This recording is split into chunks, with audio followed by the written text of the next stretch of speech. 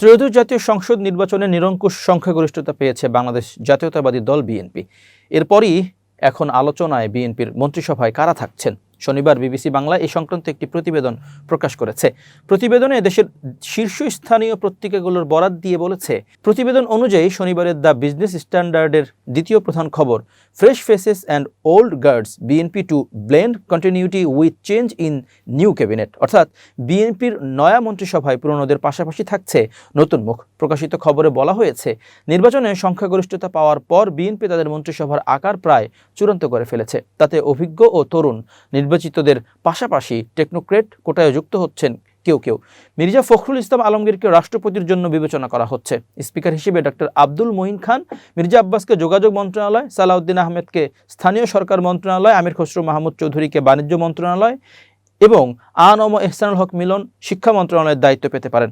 গয়েশ্বরচন্দ্র রায় ও ইকবাল হাসান মাহমুদ টুকুকেও মন্ত্রিসভায় অন্তর্ভুক্তির বিষয়টি বিবেচনাধীন।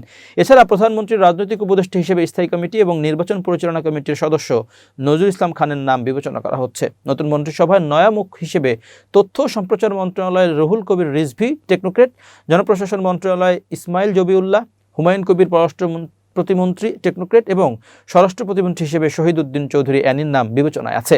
চিকিৎসক AJM জাহিদ হোসেন ও আইনজীবী ফজলুর রহমানও আলোচনায় রয়েছেন। ববি হাজ্জাজ, আন্দালিব রহমান পার্থ, নুরুল হক নূর, ডক্টর রেজা কিবরিয়া ও মোস্তফা জামাল হায়দারের নাম আলোচনায় আছে।